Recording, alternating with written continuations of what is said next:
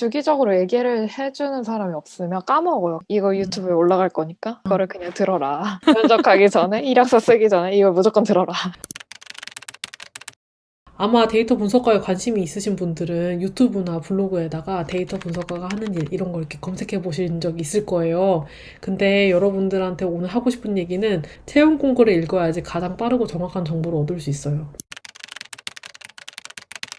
채용 공고 강조하는 이유는 첫 번째, 사바사, 팀바팀이기 때문에 분석가는 이렇습니다 라고 일반화하는 문서를 아무리 읽어봐야 헷갈리기만 해요. 그러니까 A라는 회사가 분석가가 하는 일이 다르고 B라는 회사가 분석가가 하는 일이 다른데 이거를 일반화 해놓으면은 A 회사에서 하는 일도 아니고 B 회사에서도 하는 일이 아닐 수 있는 거잖아요. 여러분들이 채용 공고를 읽어보고 이 회사에서는 이런 일을 하는구나를 아실 필요가 있는 거고요. 두 번째로는 신생 분야이기 때문에 실무는 이렇다라고 할 만큼의 업무의 범위나 기술 스택이 정형화되지 않았어요. 그리고 세 번째로는 IT 분야의 발전 속도가 빠르기 때문에 금방금방 낡은 정보가 됩니다. 그러니까 여러분들이 2년 전에 쓰여진 블로그글, 3년 전에 쓰여진 블로그글을 읽어봐야 지금은 낡은 정보라는 거예요. 그래서 지금 올라와 있는 채용 공고를 읽는 것이 중요한데요. 일단은 어떤 공고든 맨 위에는 회사 소개라든지 뭐 이런 것들이 있어요. 뭐 우리 회사가 추구하는 비전은 뭐고 하는 일은 뭐고 이런 것들을 설명을 하고 있는데요. 사실 공고에서 제일 중요한 부분은 요 세 블럭입니다. 첫 번째는 주요 업무, 어떤 일을 하게 되는지, 그 다음에 두 번째는 자격 요건. 이 앞에 필수가 생략이 되어 있다고 보시면 돼요. 어떤 자격을 가지고 있는 사람이 여기에 지원할 수 있는지, 세 번째로는 우대사항. 이거는 있으면 좋고 없으면 말고 옵션이라고 생각을 하시면 됩니다. 그리고 이렇게 세 가지 블럭 안에 또 이런 내용들이 들어있어요. 첫 번째로는 도구에 관련된 내용입니다. 그래서 SQL, 파이썬, R 같은 프로그래밍 언어와 관련된 얘기일 수도 있고요. 여기 아래에 있는 뭐 구글 애널리틱스라든지 앱스플라이어 이런 것과 같이 데이터 분석가들이 이제 사용하게 되는 도구들, 프로그램들 에 대한 이야기가 이제 들어있을 수 있고요. 두 번째로는 분석에 관련된 얘기가 들어있을 겁니다. 어떤 분석을 할 것이냐. 이거는 이 회사의 서비스에 따라서 도메인 영역에 따라서 그리고 이 회사의 분석팀이 어떤 것을 중요하게 생각하느냐에 따라서 또 달라질 수 있습니다. 그래서 공고의 구성은 이렇습니다. 일단은 레이아웃은 서문, 분위기 파악할 수 있고 주요 업무, 자격 요건, 우대사항으로 나눠지는데 주요 업무는 이 포지션으로 채용을 하면 어떤 업무를 하게 되는지 두 번째 자격 요건은 필수로 갖춰야 되는 역량, 우대사항은 필수는 아니지만 할 줄 안다면 우대하겠다. 그리고 내용은 도구, 분석 이외로 나누어질 수 있는데 도구는 뭐 프로그래밍 언어, 상용 툴과 관련된 얘기일 거고 분석과 관련된 거는 이 사람이 수리적 분석을 위한 프레임워크나 방법론들을 알고 있는지 통계학이라든지 실험 방법론이라든지 이런 것들을 알고 있는지 또는 도메인 지식을 알고 있는지 뭐 이런 것들을 이제 보게 됩니다. 이외에는 리더십이 있는 사람이면 좋겠다, 뭐 커뮤니케이션이 원활하신 분이면 좋겠다, 뭐 이런 내용들이 적혀 있을 거예요. 그리고 이제 데이터 분석과 공고를 여러분들이 가만히 뜯어보면 어떤 것들이 중요하고 어떤 것들이 좀 덜 중요한지 이런 것들이 좀 보이는데 지금 데이터 분석가라고 해서 많은 교육들이 파이썬이라는 프로그래밍 언어를 가르치는데 되게 집중을 많이 하고 있는 것 같아요. 근데 현업에서 데이터 분석가로 일하시는 분들에게도 얘기를 해보면 가장 많이 쓰는 건 SQL, 엑셀 이 두 가지고요. 그 다음에 도메인 지식이 중요하다고 봅니다. 그래서 금융 분석을 해야 된다면 금융 용어를 당연히 알아야 되고요. 내가 서비스 분석을 하고 싶다라고 하면은 서비스 분석을 위한 프레임워크들, 린 분석이라든지 아니면 AARR이라든지 그런 노하우들을 이제 많이 쥐고 있는지 이런 것들이 정말 중요하다고 봅니다. 그래서 다른 공고들도 살펴보면요. 얘는 이제 쿠팡 데이터 분석가 공고인데요. 일단 주요 업무 작용 요건 우대사항 이렇게 나눠져 있고요. 그 다음에 도구를 활용할 수 있는지에 대해서 있는데 쿠팡 데이터 분석가 같은 경우는 SQL만 요구를 하고 있죠. 거의. 그 다음에 우대사항에는 태블로나 뭐 다른 시각화 툴들 요구를 하고 있고요.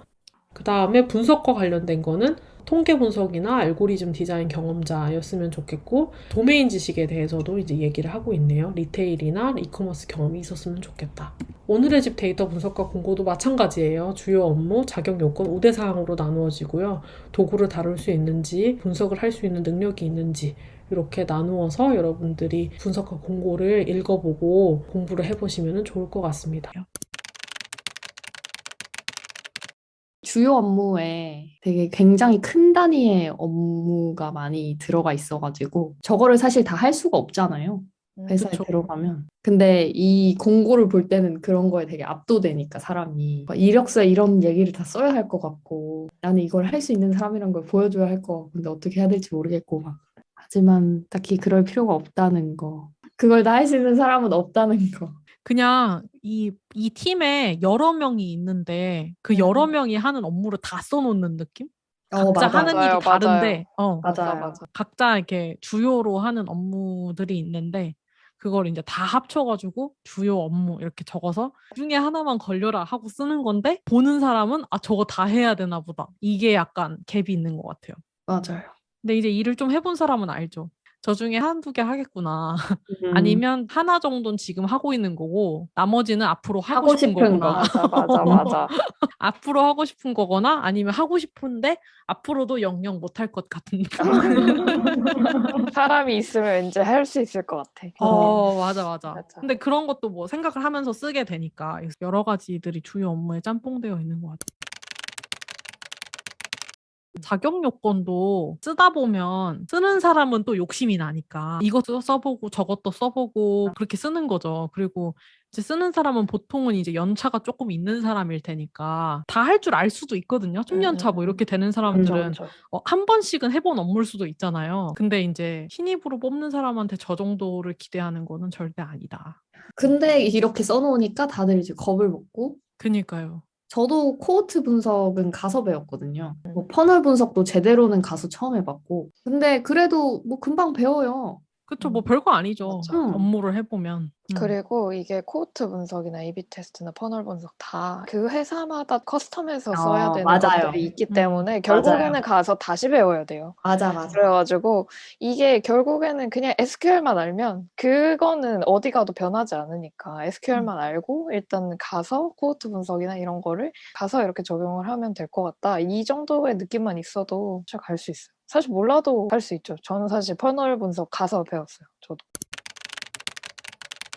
저는 여기서 되게 안타까움을 느끼는 게 제가 데이걸즈 3기도 하고 4기도 하고 5기도 했잖아요. 그러니까 이제 가르친 사람들이 꽤 많은데 잡 디스크립션에 적혀 있는 거 그렇게까지 중요한 건 아니다. 물론 터무니없는 거 써놓지는 않지만 뭐 여기에 있는 걸 막 100%다 해야 된다 이렇게 생각하지 말고 할 줄 안다 싶은 게 있으면 일단 이력서를 한번 넣어봐라. 근데 이력서 넣을 때 너무 대충 넣으면 서류 떨어질 수 있으니까 적당히 그 회사 제품도 써보고 아니면 내가 좀 부족하다 싶으면 커버레터를 써서 관심이나 이런 거를 좀 보여주는 방법도 있고 어쨌든 뭔가 이력서를 써보고 면접을 해보고 이런 사이클을 한번 돌아봐라. 이 얘기를 되게 많이 하는데 수업을 하면서 근데 듣는 사람은 듣는데 그렇게 못하는 사람이 사실 훨씬 많더라고요. 음, 아무리 얘기를 해도. 대신 해줄 순 없으니까. 맞아. 그니까요. 맞아요. 대신해 줄 수는 없으니까. 근데 그쵸. 그래도 저는 선배님이 그런 얘기를 자꾸 해주셔서 엄청 용기가 됐어요.